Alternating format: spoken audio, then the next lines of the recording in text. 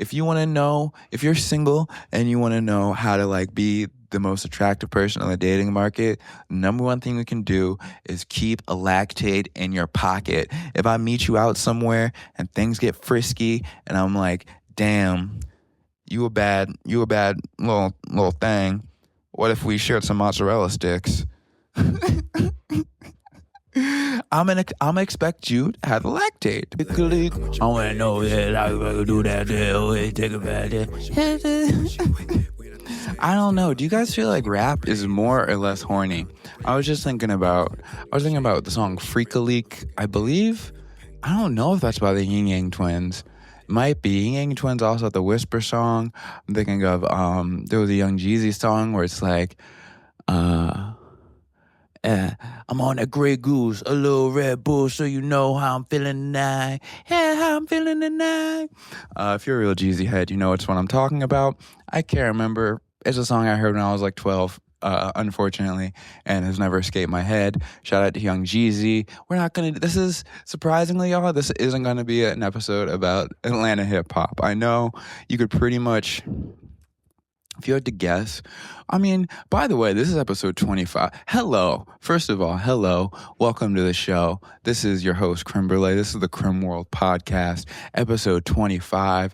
Not quite a milestone, but next week will be 26. 26, half of 52. Yep, I did the math. Half of 52. That's half the year. You guys have been around. Not everyone's been around for almost half the year. I've been around here getting it out the mud for almost half a year. We're coming up on a listenership milestone that I won't jinx by saying on this one, but that is gonna, I don't know, it's not gonna lie. We're getting some people. I'm not talking to nobody. You know that now because you're listening to this. But when you start a podcast, for a while, you're like, is anybody listening to this? And obviously, you can hear an ad at the beginning of this. I'm not going on tour. So this isn't like, it's not crazy numbers right now. But I'm just a nigga in my house, getting it out the mud. I'm the whole team. Creme Brulee. At Creme Brulee 2D. Follow me on all platforms. Like the podcast, whenever platform you're listening to the podcast on. Leave a review. That would be a really kind thing you could do. Please, if you like the show, hit the whatever star rating system you see, thumbs up, whatever. Leave a rating or review saying you like it. Honestly, if you leave a 5-star review or thumbs it up, you can even go and say it's not for you. Because that would be honest. I'd prefer you didn't, obviously. And of course, you have agency to do whatever the hell you want. But I'm just saying, you have my permission to not feel bad if you are to give it a thumbs up and be like mid. I'm not going to come for you. What was I talking about before this? Hip-hop being horny. I don't think I need to circle back on that. It's probably still horny, just in a different way.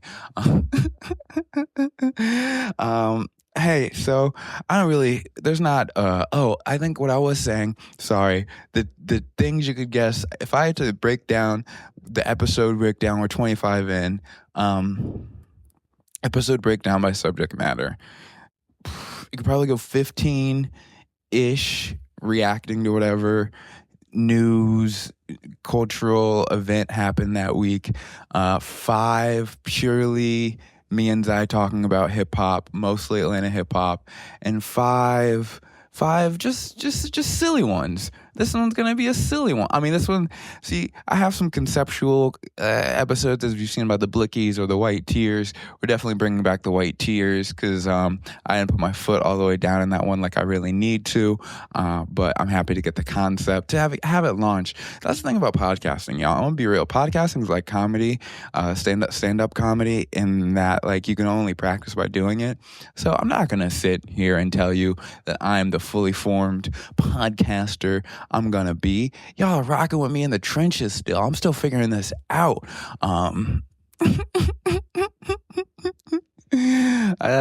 Today, so this past week, this was you know, there's like a thing in spring break, if you will, a thing that matters first 20 years of your life, then doesn't matter anymore.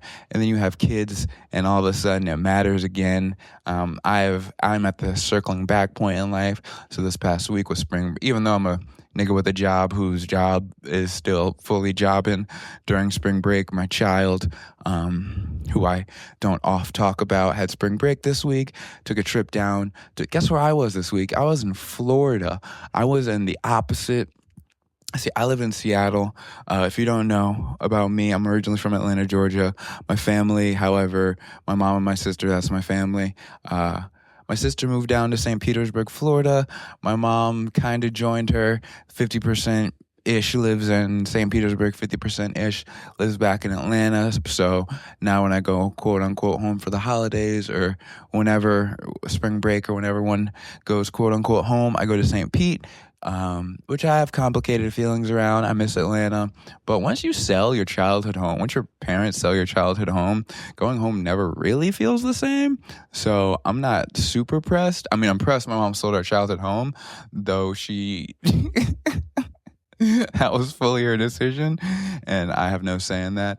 She sold our childhood home, so it wasn't really hard for me to embrace having a new place to call quote unquote base, where I go at least once a year to see my family. That is St. Petersburg, Florida. I moved out to Portland originally. Basically, my mom and I were fighting. My mom is a person who's in, I don't love to talk too much about my family, but this is part of my story. So my mom's a person who's in long-term recovery, and me being a shithead was like, I'll still try and do a little drugs and alcohol at her house behind her nose. So she kicked me out of my house. I was working construction with a friend for a little while. And I had a friend who lived out in Portland who was like, yo, you should move to Portland. And at that point, I dropped out of school. I had nothing else to do with my life. Me and my mom, our relationship was very fictitious. And so I moved out to Portland, Oregon, which was, I always say it's the furthest away I could afford, which was true. I was trying to run away from home and start a new life for myself. And I'm really grateful that I can be at a place where I feel like I achieved that and like made, my own life out somewhere far away independently, quote unquote independently. But now, once you start to get older, and I've repaired my relationships with my mom and any other people I had problems with in my family, and now those are people, who are my favorite people in the United States. I mean, yeah, but the world, besides my family, me, anyway. So, it's hard actually being away from them, being 3,000 miles away from them, quite literally as far, not literally, but Seattle, Washington to like middle of Florida is about as far as two people can be away from each other within the coastal United States. So I really wish I got to see my family more than once or twice a year. That's not where we're at right now. Hopefully in the future, it's different. All that to say, I was down in Florida this week, and I'm just going to walk you through my trip with the various musings I had about things that happened along the way, if you will. First thing that happens along the way, take a 5-hour flight from Seattle to Atlanta, or not Atlanta, to St. Pete, or to Tampa specifically. I'm not a big movie person. It's not that I don't like movies or that I have a short attention span. I work a full-time job, have a child, produce a podcast every week, try to do comedy 4 times a week, try to exercise 4 or 5 times a week. It's just not really in my schedule, unless, of course, I'm taking a 5-hour flight, in which case I'm facing movies back to back, and that's usually when I catch up on the films of the year, because for whatever reason, Delta generally has all the hottest films of the year. All that to say, I finally watched 2 movies. I'm going to talk about 2 cinemas real quick. First is the perhaps most talked about movie of the year, One Battle After Another, starring Leonardo DiCaprio, Tiana Taylor, and a host of other really, really great actors. Sean Penn, I believe. Anyways, you know who's in it. Everyone knows about this movie. Now, I'm gonna I've already said I'm not a huge cinephile. I tap into my handful of movies a year. I don't actually think don't know if I've seen another Paul Thomas Anderson movie. I could look it up, but he didn't do Wolf of Wall Street. That's Wes Anderson, right? Someone's got to change their name there. Anyway, so going out into this movie, I had heard two things. I had heard that it's like the most incredible movie a lot of people have ever seen, and also that from the a couple of like the black intellectual creators I follow, that a couple of them had some problems with the way this movie treated black women and the black female characters in the movie. So I had both of those kind of, it's ideal to walk through into a movie with no preconceived whatever's about it, but you don't get to, you seldom get to do that. So preface it by I'm not a big cinephile, so roast me in the chat. I didn't get why it was good, if that makes sense. I thought for sure, start to finish, that is a movie that was captivating, and I certainly was interested in seeing how the storyline played out and how I'm not going to spoil the movie at this point. You've seen it if you want to. I was interested to see, who the girl belonged to and how, if Sean Penn, what was he going to do and all of it. But I'm going to come back to like all the feelings I had about black women. I just want to talk about the movie as a movie. It's just all the most interesting parts of the movie. I think the most interesting parts of the movie were the character of Perfidia Beverly Hills and kind of the whole Underground Railroad thing. Is it Guillermo del Toro, or is that I think that's the director. I think I saw him. The actor who's doing all the Underground Railroad stuff. I thought those two things were very interesting and like I wanted to know a lot more about, but unfortunately I didn't feel those things were fleshed out. Leaving aside, like, again, the how the movie treated black women, the character of Perfidia as a character,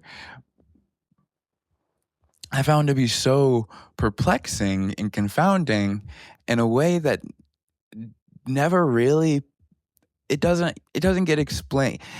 The entire movie centers around one woman's choices ultimately, both from the perspective of like she is kind of the reason the French 75 get found out and convicted, and also she's the one who has this kid who the entire second half of the movie is, about figuring out figuring out whoever the parent is of it. And so all the choices you make are like kind of nuts and sure move the plot along and are what give the story, the intrigue. But you just don't understand why she makes the choices she does, why she both rats and because obviously like the Sean Penn character is kind of entrapping her into a relationship in some ways, but in some ways it seems she wants it. And I would have liked, the movie was already 3 hours long, but for that to feel like, for me to understand why all these kind of insane choices were made, I would have liked more on her. They're kind of like, here she is, she's going to set everything up, bye. And then you kind of think maybe she comes back. She's going to come back. Like the whole time I was like, is she going to come back? She doesn't come back. So I just found, and at the end of the movie, the car chase scene, everyone who dies, I feel like they died. The person who killed them was the wrong person. Like I didn't feel satisfied by the ending at all because, the people who were brought to justice or killed, whatever, however you feel about it, however several of the storylines or character arcs pay off in a way that I find really unfulfilling because they don't close in a perfect loop. And I understand not everything in a movie is supposed to, I feel like it should make it's just me as a non-cinema person being like, I get that sometimes like movies can frustrate you. Like art isn't supposed to be all predictable and people make irrational choices and that is the nature of life. But in terms of a compelling narrative, I didn't find it to be that compelling of a narrative. I didn't find any of the action sequences to be particularly memorable. I didn't really find the Leonardo DiCaprio character, Ghetto Pat or whatever. I can see why white boys who just do a lot of drugs and think they're smart, despite having nothing to show for it. I get why, white boys were like, yeah, but ultimately, like, I understand I'm not supposed to be, not every movie I'm supposed to be like rooting for people, and it's not about me liking character. Like, not every character has to be likable, and I'm not supposed to identify with every character, but I didn't really, besides the daughter, I didn't really care about what happened to anyone, because I was like, who, this is all mess.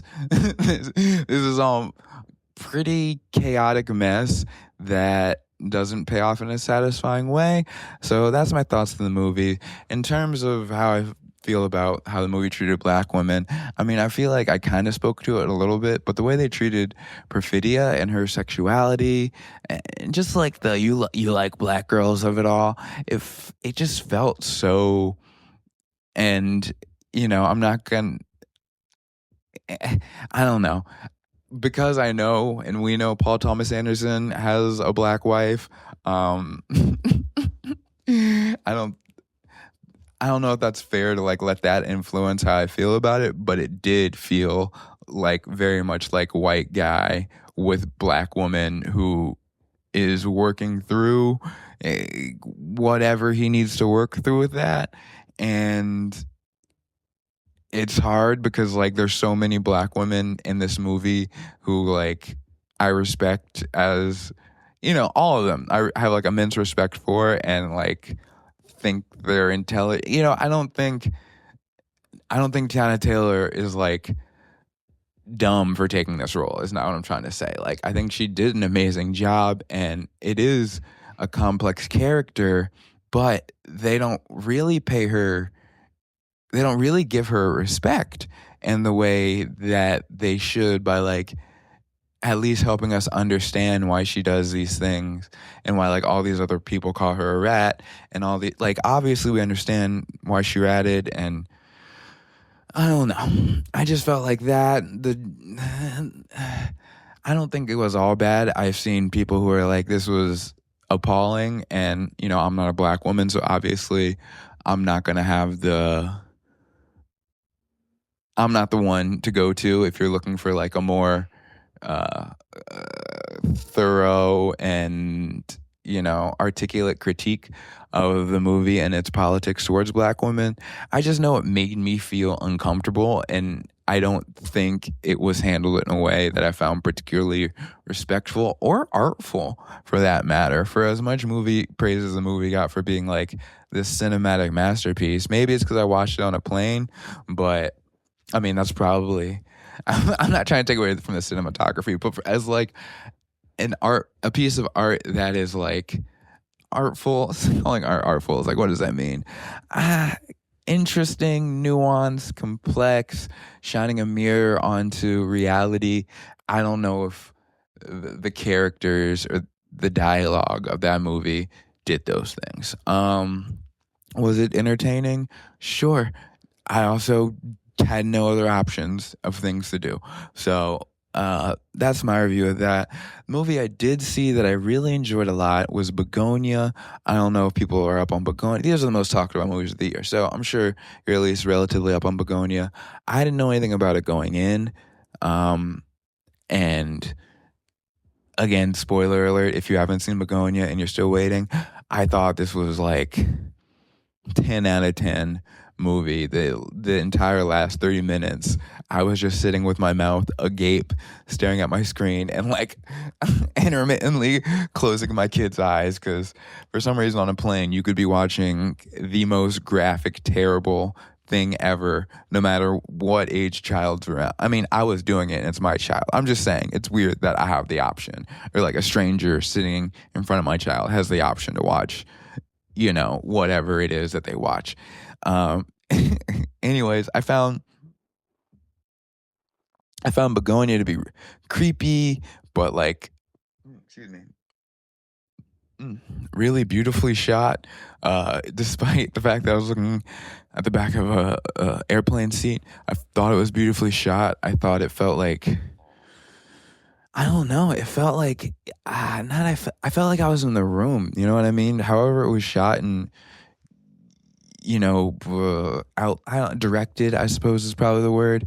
Really made it feel like you were like a fly on the wall in this scenario. I thought the entire last portion of the movie, you're kind of like teetering on whether or not this woman really is an alien or not. And they pull you back and forth so hard. And, from the moment the one dude shoots himself, it's chaos. And I love it. And I love movies where I don't know I truly have no idea what's going to happen next, where it's not like, the thing about one battle after another, I was like, when have I ever seen a movie where Leonardo DiCaprio died, right? Like, I know Leo's in this movie. He's rocking out to the end. The Begonia, I'm like, anything could happen to any one of these people. One of them could be an alien. She was an alien.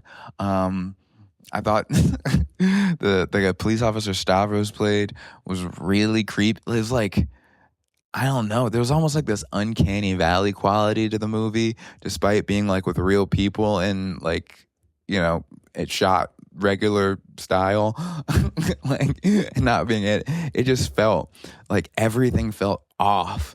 And I don't know. It was really crisp. I don't really usually like movies like that. Like it was pretty graphic and like torture-y, and I'm the most squeamish person of all time. But I thought it was awesome. Emma Stone, as if you listen to White Tears, Emma Stone is like a like acting wise, all the flowers in the world, a lot of range over the past couple of years, has done a lot of amazing projects.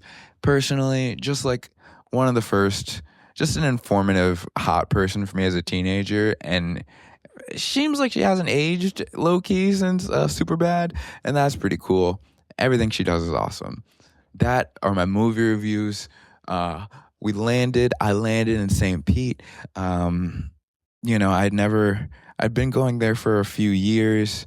My family's lived there since before the pandemic, I guess.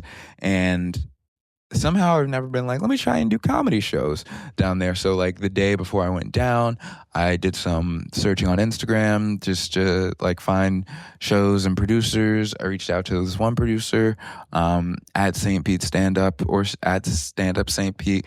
One of those two things on Instagram. Huge shout outs to Bob, the dude who runs the page. And from what I can tell is like a one person production machine down there. Brother was hosting the show, closing the show, doing the door, doing all the social media, and truly just seemed to be him. And the shows were great.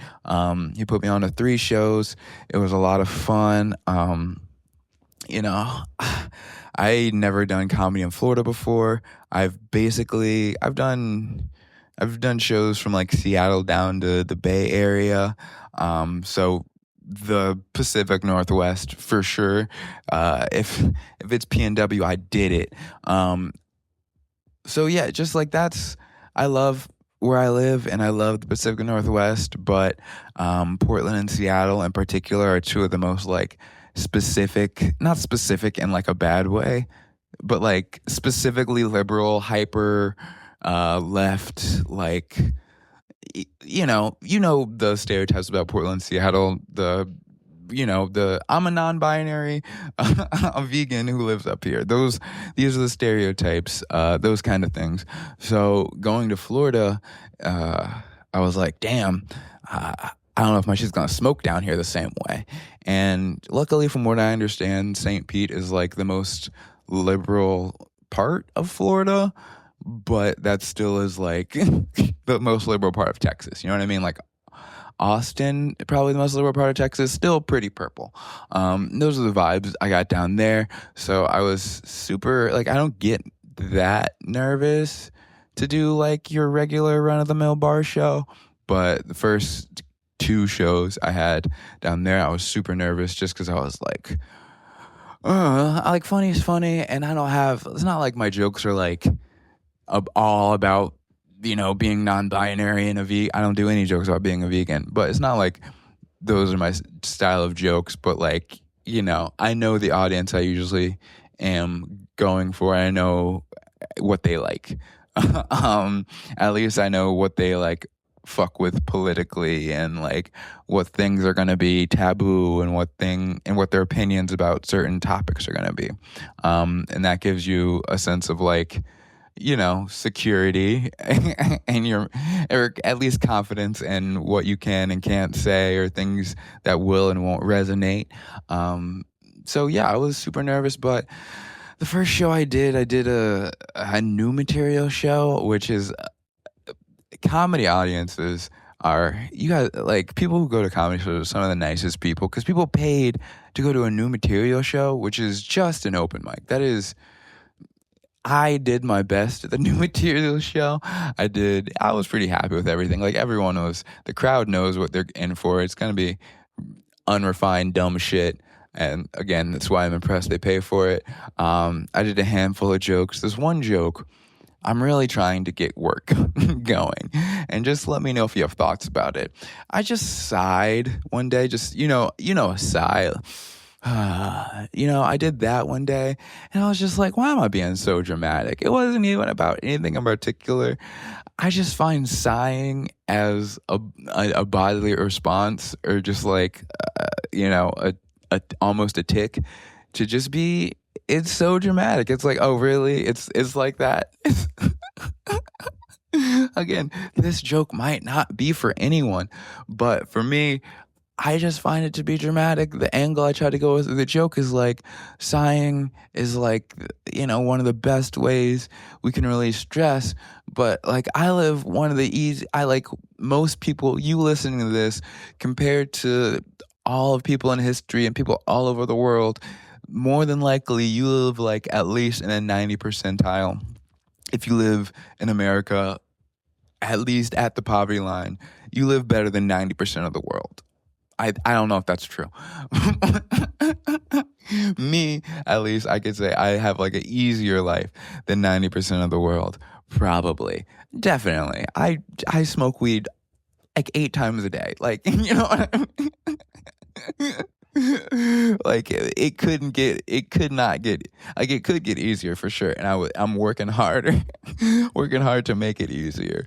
But you know what I mean, I do my little job, I come home, and as long as I go to the little job every day, I generally am cool. So why do I get to sigh? This might be for no one. I think, the only people that should be able to sigh is like an immigrant mother of 7 who just got off like a 76-hour shift, and now she's making dinner, and like 6 of her 7 kids are shooting guns at each other in the living room. She should get to sigh. It didn't really work that well, and maybe it never will. I just love it as a premise. And I tried another joke. I ultimately, it's nice to. One part about doing comedy that, like, if you don't do comedy, you probably don't have like an appreciation for it, is like the nerves of doing a set, and like, the tension in the room when you get up there. It's cut and it's all alleviated and made so much better as soon as you get like one laugh. As soon as you get one good laugh at something, it's like, okay, I know how to do. This isn't going to be a horrific bomb, probably, if you can get a laugh pretty quickly, right? So I developed an opening joke for the week. Maybe I started opening this. Maybe I open with this in the first show, but something about St. Petersburg. It is a beautiful beach town. There's like, it's a vacation destination. It's not like, the Florida Keys or Destin, but there's lots of beautiful beaches. There's a beautiful downtown. It's awesome. And in the middle of this beautiful downtown, amidst all these bars where people are just getting shit-faced at night and wandering the streets, and it's not in like a creepy way, like it's a beach town in the spring, like for spring break. Awesome. In the midst of all of this, there's just like a Holocaust museum that is like near the bars and like a couple blocks from the pier and near like the Salvador Dali Museum. And I just thought that was weird. Not weird, but it was like, it made me feel bad for Jewish people because like even when they go on vacation, they got to think about like the saddest shit that ever happened to them. And I don't think that's right.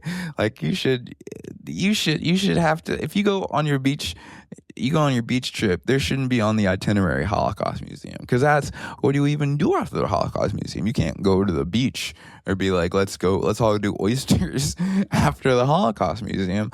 I don't know what you do after the Holocaust Museum. If you do, get in my DMs and tell me what the best way to post-game the Holocaust Museum is. Okay. Yeah, so that worked. It's so hard doing stand-up to no one because you're like, hey, I promise you people laughed at that. So that worked, and that was a lot of fun. And the shows all went pretty great. The third show, I have one joke. So I have one joke that I need to retire, and like the past 4 times I've done it, after I've done it, I was like, that's the last time I do that joke. It does not work. It's a joke about slavery. I'm not going to talk you through it because at this point, most of the data says people are uncomfortable with it. But it's this joke, like the first 2 times I did it, just applause, like people like high-fiving me after, like telling me it was amazing, and like not like at dingy bars. Like one time I did like one of the 2 times at a festival, people were screaming. It was awesome. I got like voted to like the best of the fest competition, all that. And like the past 5 times I've done it, it's just like really killed the vibe. And so I'm like, in my head, I was like, okay, maybe it's like, this is Seattle, Portland are so liberal and like, you know, tight butt cheek about, or tight butthole, or tight butt cheek, tight butthole about like being sensitive to other races. So maybe they don't want to laugh about slavery. And I've sworn it off since like a month ago. Then I'm like, oh, I'm going to Florida. They clearly are racist. Like they'll laugh at slavery. And I was crushing the setup until then. I started doing it, and I like literally acknowledged the audience. I'm like, oh, this totally killed the vibe, didn't it? And they were like, ah. And it happens every time where people will come up to me after and be like, hey, we thought this was funny. We just didn't know if we could laugh at it. Okay, so I mean, the joke is basically like, do you think at the beginning of slavery, it was like when you first got the slave, it was like awkward at all? And like, how do you navigate like the initial small talk of like your slave, the slaves show up and then you're like, hey, like, do you ask them to start picking cotton immediately? Like, it goes other places. They're kind of dark, but they're meant to be funny. I don't know. Part of me is like, is this making fun of black people? But I don't know. Black people have enjoyed it like the most. So that's where I'm at. If you've heard me tell the slavery joke, and you think I should retire it, just tell me that, please. I would rather someone just be like, hey, put their hand on their shoulder and be like, hey, man, it's time, than me being like, no, I'll find the audience for it. Because maybe I won't, and maybe I'll just, I don't know. So besides the shows are great, shout out to Bob. I also went to the beach. I'm 30 years old now. I have a child now. So the beach has become a different experience. This past time at the beach, I started to appreciate that everyone's kind of got their beach vibe. Like there's, let's see, there's people who go to the beach to read. Dudes who go to the beach to throw football, frisbee, play slam ball, volleyball. There's sports beach people. There's, I'm gonna just dive in the ocean and try and swim beach people. There's boogie boarders / surfers. There's sand people that That includes your sandcastle makers, sculptors, dudes burying themselves in sand. There's a lot of kids and autistics usually. What else? You got tanners. You got people just getting drunk and passing out. Walkers, people who just like to walk along the beach. Kites, people with the kites. Who else? So you hear that someone is not moving outside. So all my life, I've been a beach ball tosser / walker / drunk pass outer.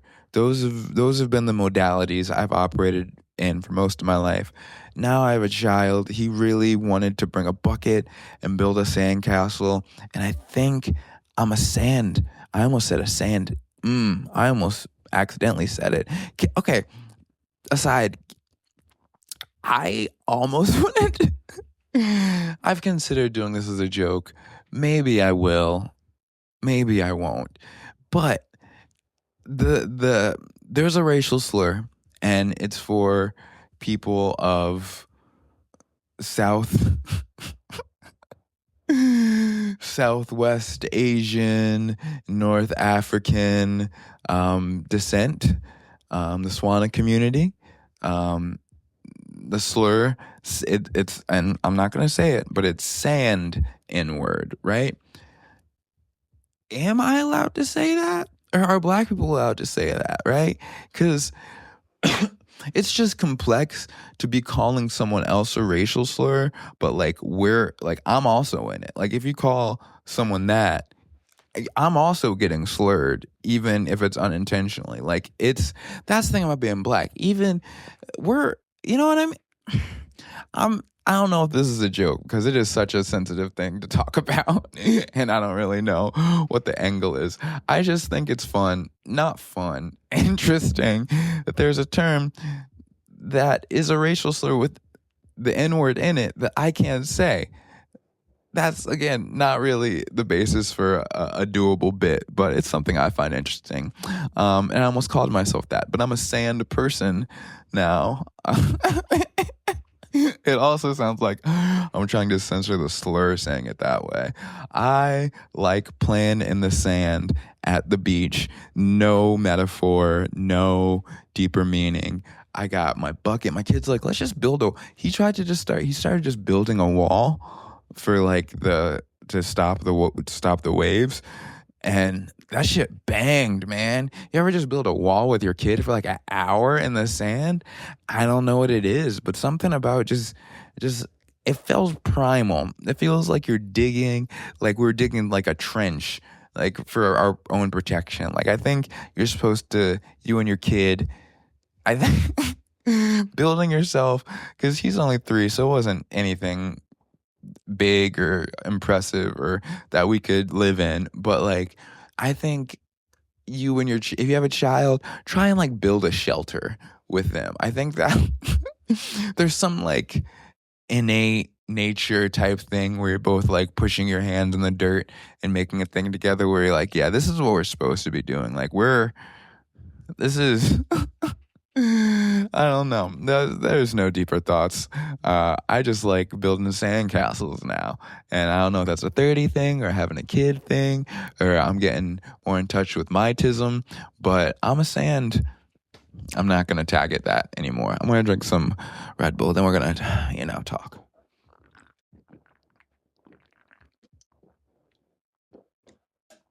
I don't know if you heard that. You ever start gulping and you're like, that's more gulping than I want to be doing. But we're powering through this. Okay. Next thing on the docket to talk about. So, I don't know about y'all. I go on vacation.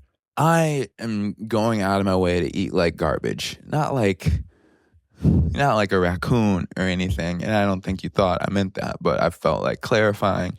Not like a raccoon, and not like I'm just like eating donuts and stuff in my face, but I'm enjoying a vacation if I'm going on vacation. It's ice cream multiple nights a week.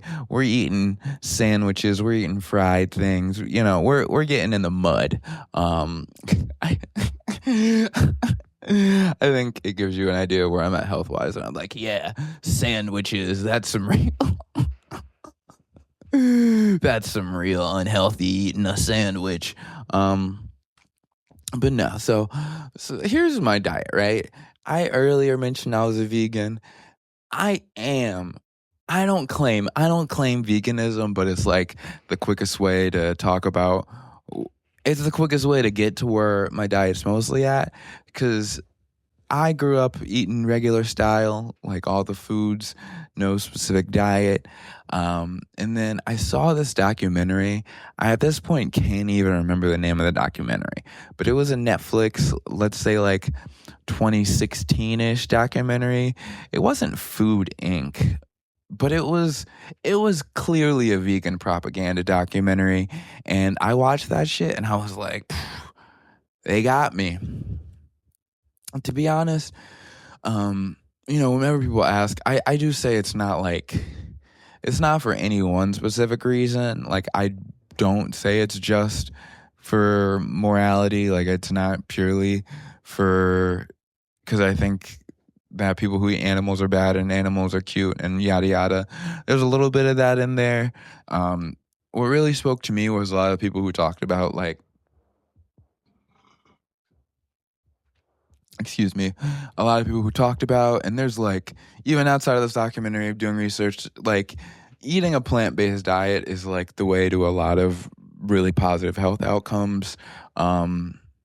If you know how to like supplement yourself right and all that, and make sure you're not missing out on any key nutrients. I'm taking my iron, my potassium, my vitamin D3, and vitamin C. I be supped up, y'all.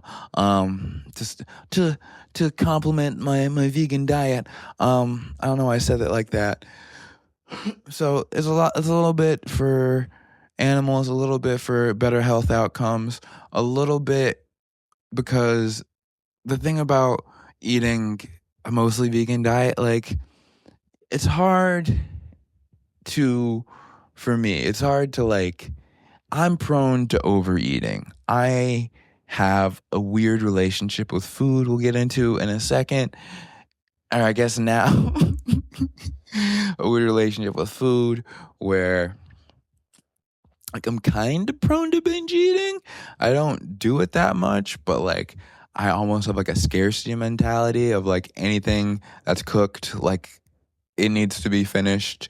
And, like, I kind of eat to, like, at least one meal a day, dinner. I always eat like a little past when I'm full. So knowing that about myself, I'm like, okay, if I'm gonna overeat and maybe be prone to some binge style eating, at least let me do it with stuff that, like, I know. Like, you can't, my logic is like, you can't, and we're gonna get into body.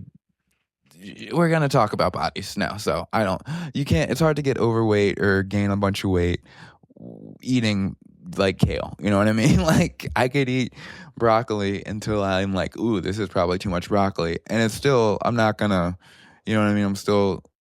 It's not gonna fuck up my health or anything like that. So that's the third reason that I am quote unquote vegan, is vanity. So those are the main reasons. Also, I cheat all the time. So that's why, like, I don't really like using I should say plant-based, but, then people start, I just say, like, here, we're having the conversation now. What I eat, like, I'll eat some eggs, free anything. I work in a kitchen, and they're like, hey, we got some free chicken breasts that are, like, hot on the grill. Like, that's not how it's presented, but sometimes there's just free shit at work. I'm gonna eat a free chicken breast. They're delicious and free, whatever. So free, like, eat a lot of eggs, eat free whatever. The culturally, the reason I'll never, like, commit to it is, culturally and socially, eating is such an important part about connecting with people and understanding new communities and cultures and people's stories and their life experiences. And I would never want to deprive myself of an opportunity to understand somebody better. Or, I always say, like, I'm a vegan unless your mom invites me over for dinner, then I'll happily eat whatever she cooks, because food is a way to communicate and show people you love them, and I don't want to miss out on that. Yeah, those are my usual cop outs. And also on vacation, I'm not a vegan. On vacation, I keep that lactate in the tuck.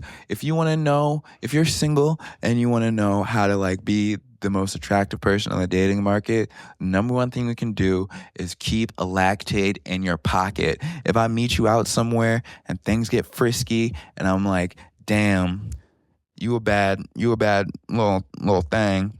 What if we shared some mozzarella sticks? I'm gonna expect you to have the lactate, to pull the little lactate out your pocket, pop it in my mouth. You know what? Chew the lactate up in your mouth, mama bird it to me, and then we'll have mozzarella sticks. I don't know why I said that. All this is just preamble. Oh, and I kind of glossed over the eating. This is all a preamble to talk about Taco Bell, by the way. But the last thing I want to touch is, like, I talked about a little bit about being prone to binge eating and, not really having the greatest of control around myself around food. I don't know if I still do.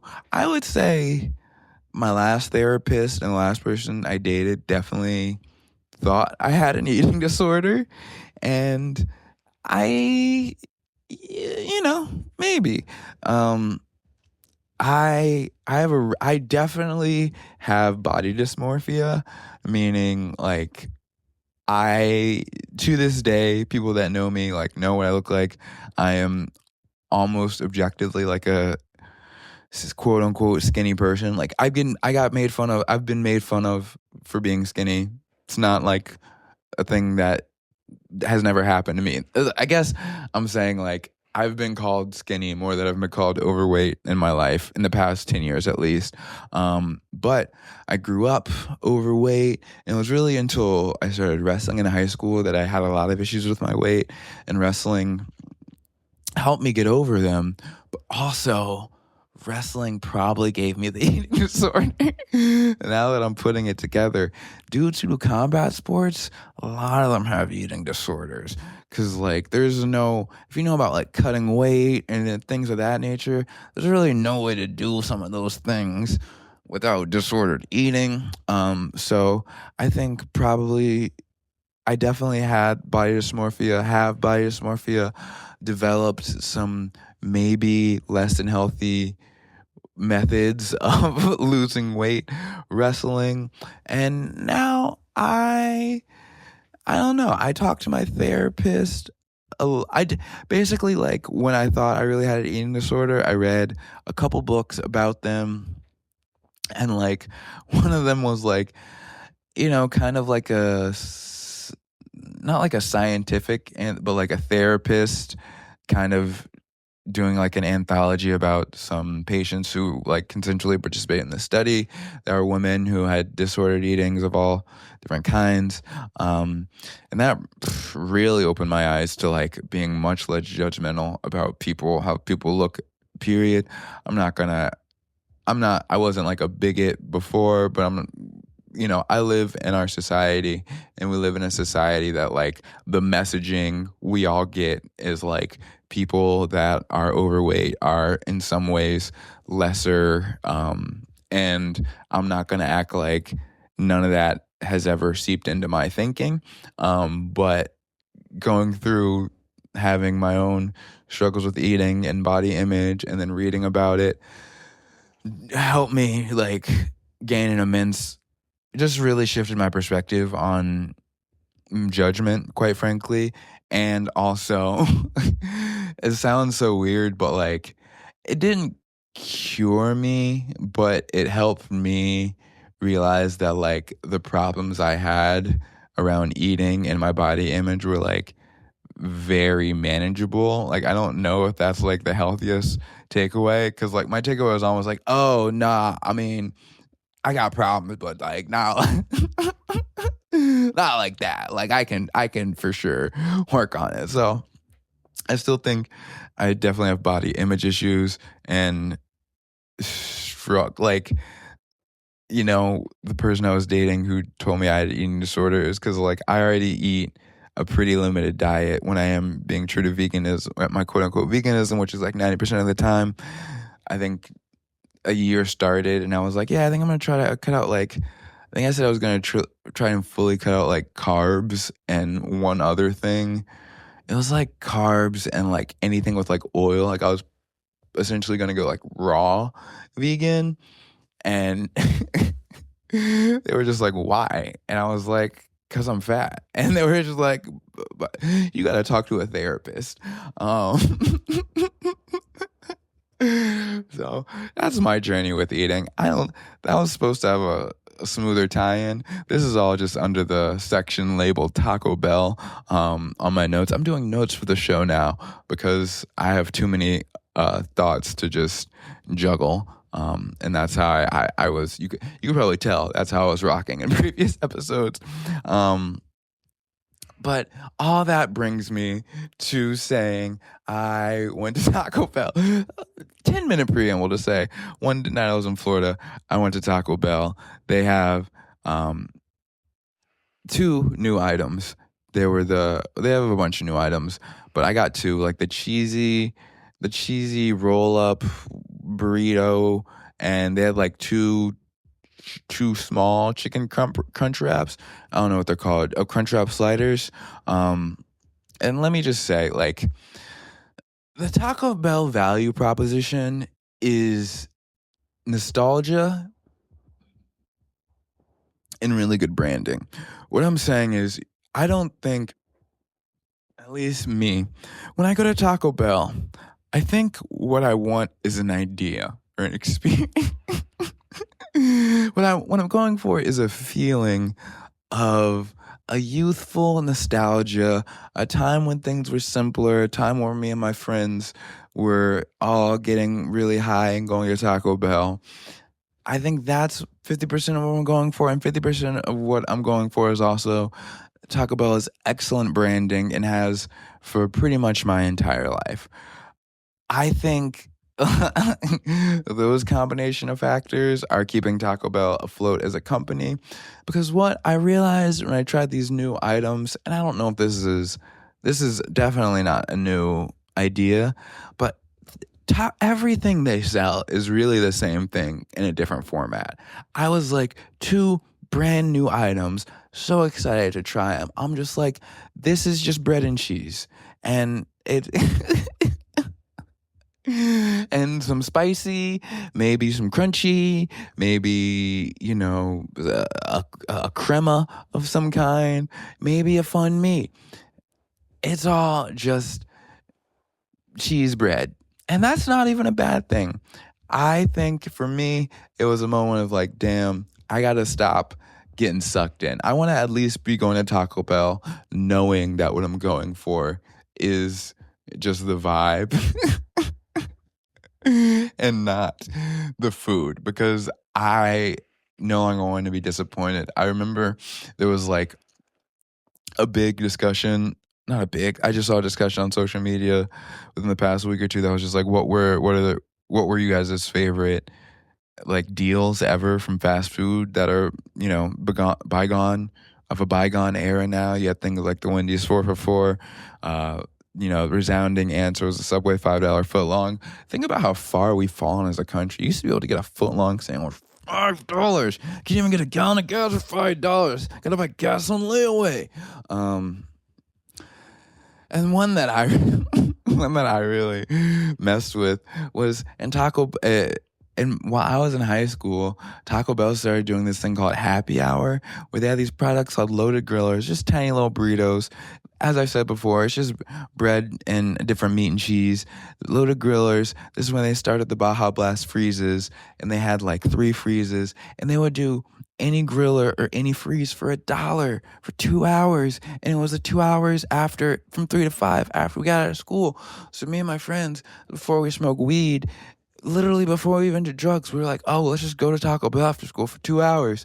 And that's what we did. And because, and I was, my junior year, we took our homecoming, or our prom. I think we took our prom dates to Taco Bell before. So that, they'll keep, this isn't even an admonishment of Taco Bell. I'm telling you, because of nostalgia, I'll probably keep going there forever. But I just wanna be clear headed with that, at least with myself. Thank you for rocking with me.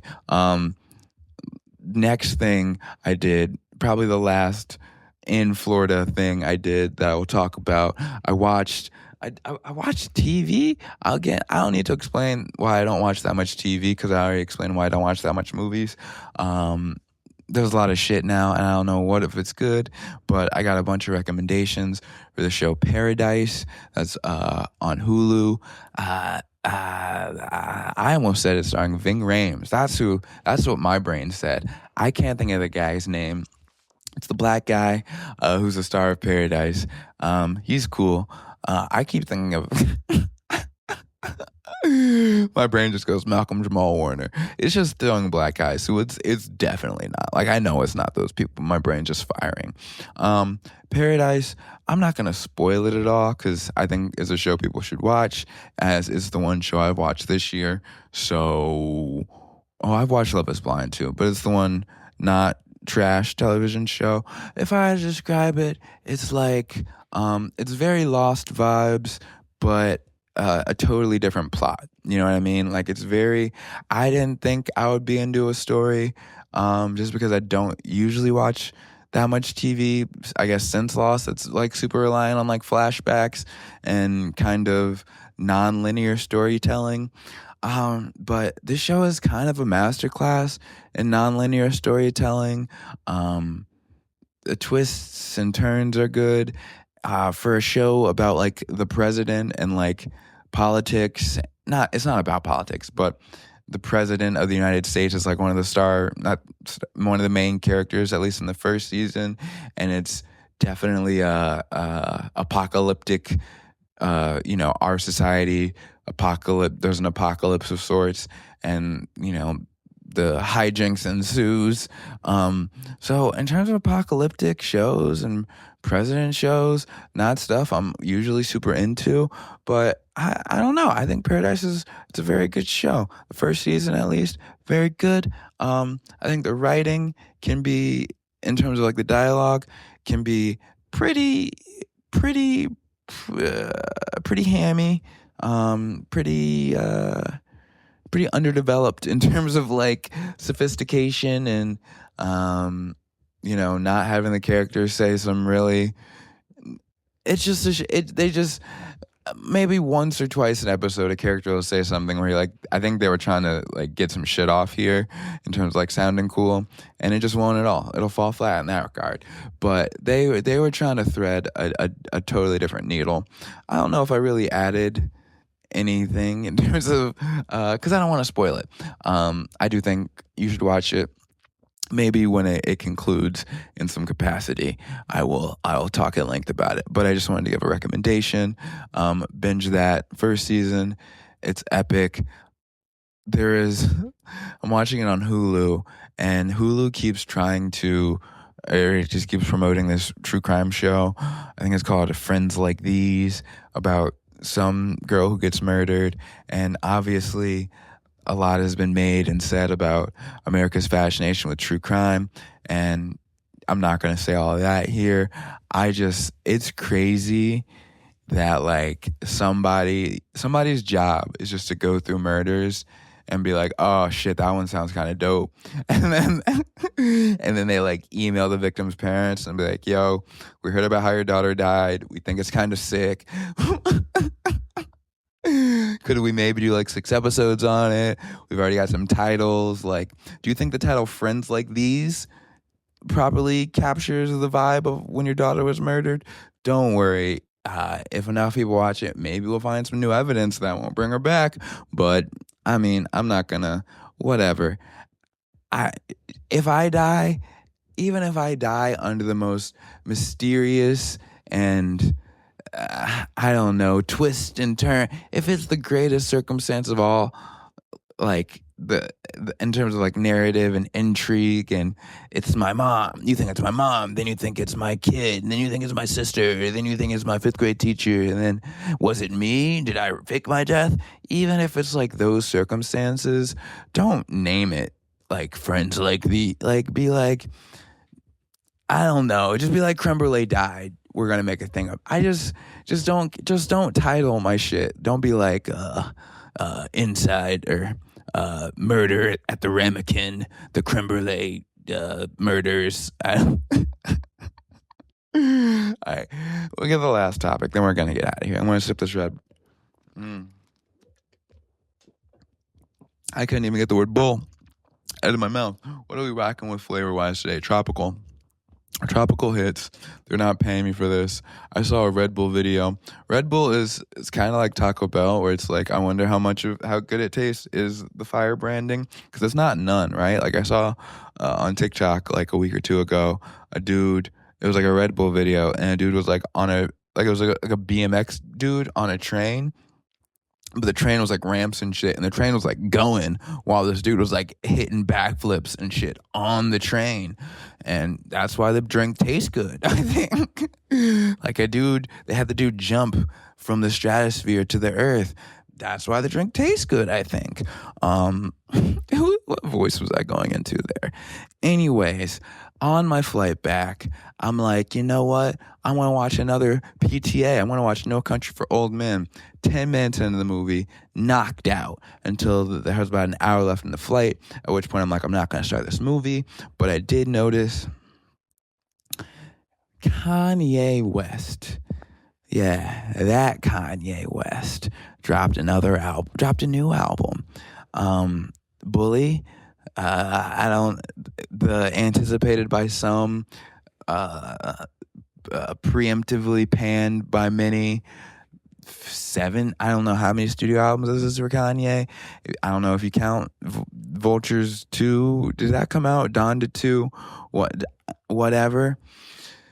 Bully came out. I went on Instagram and I heard a couple snippets and I was like, because there was a post about how Kanye was chopping up a lot of soul samples. I was intrigued. If you didn't listen to the Kanye Apologized episode, just to give you a quick rundown of me, and I'm not, but growing up, I was as big of a Kanye fan as you could be. I feel like Kanye was the first artist like I really loved and connected with and saw myself in, and I feel like the way he moved and just the character he was, for so many people, like there's tons of people like me, creatives and otherwise in the world, who really felt like the way Kanye's career transpired, like, was the most inspirational and captivating artistic anything of my early life. And it's I'll get into the controversy, but that's my history with Kanye. At some point, like most of you, listen to the Kanye Apologist episode to hear me talk about all my feelings about Kanye and the things he's done, by the way. But yeah, at some point, like most people, I stopped checking for his new music, and, you know, I've been horrified by some of the things he said. And also, some of those records are the most important records to my life. Like Graduation is, if I could only have a handful of records, I don't know what number I would be, but it would be one of like the 4 or 5 that I was like, this is one of the ones I'm keeping, and you can have the rest of all of music combined. That being said, obviously when I saw there was a new album and it seemed like Kanye was getting back into a bag that he was in when we all loved him, the curious part of my brain was like, well, I'm going to listen to this. And so I listened to the new Kanye album while watching a show called Out Chefed. I watched about 1.5 episodes of Out Chef before I realized the plane carried Chopped, at which point I switched over to Chopped. But yeah, this isn't going to be so much a conversation or talk about the album. And the one listen I gave it, I thought it was really interesting, and on first listen sounded like some of the best work he's done in years, like years. I don't know. Definitely more consistent than Adonda. I don't know if the highs were as high, but definitely more consistent than Adonda. Probably more consistent than a Pablo even. But again, I don't know if the highs were as high. I listened to it once, generally enjoyed it, was very interested in coming to listen to it again. And then I got on Reddit, and on one of the black people, there's a subreddit called Black People Twitter that's just screenshots from black people on Twitter. And it was basically someone being like, can't believe people are really checking for Kanye. Something like that. It was much more clever, but it was someone like, dunking on people for listening to the new Kanye project and, going nuts for it.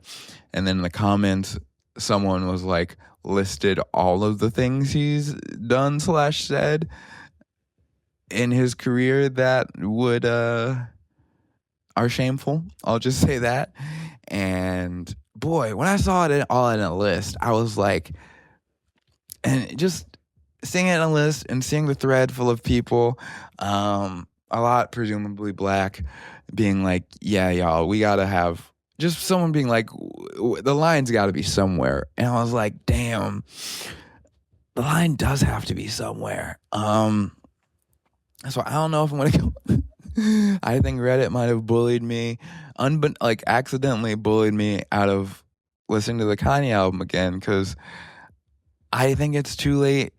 It's definitely too late for me to give up, 808s and Heartbreak or Yeezus or any other ones, pretty much Pablo and before. Those are seared into my brain. The memories I've had with those will be accessed forever. It is what it is. But perhaps the line for me can just be like, all right, I can't do any more new of this guy. I can't do any more new Kanye. I don't think that makes me, I'm not going to sit here and it makes me morally anything. I think that's just where I'm at. It doesn't feel good. I don't know how long I want to be convicted to it. Y'all might. I'll let you know. You have to hold me accountable, podcast listeners. Every week, I'm going to come back here. I'm going to tell you that I haven't listened to Bully. And if one week I don't come back and say I haven't listened to Bully, I need y'all to do a wellness check on me and say, Creme, look me in the eyes and tell me if you've listened to the new Kanye or any new Kanye. And if I have, I don't know. What can you continue listening? That's like, don't abandon me at my time when I'm, most vulnerable. But I don't know. Maybe if I'm not, you're not gonna hold me accountable. I'm not gonna do it. I might. Fuck you. I hate rules. even self-imposed rules. Well, we're here once again at the end of an episode. You've listened to various musings about nothing in particular, but about me. I don't couldn't land the plane. I've been your host, Creme Brulee. Let's not belabor this. Let's get out of here. It's been an hour, just me monologuing. Y'all ever think about that? I was at an open mic and like, is it hard to do a podcast by yourself? I'm like, yes. And it's embarrassing. But I want to be a professional talker. I want to get paid to do this at some point. I don't know. This has gone on for too long. I love you. Please subscribe and all the buttons. Leave a review. Download it. Even if you listen on YouTube, go do it on Spotify. Just help me out, man. I do enough for y'all and myself. Help me out, man. Come on. Bye.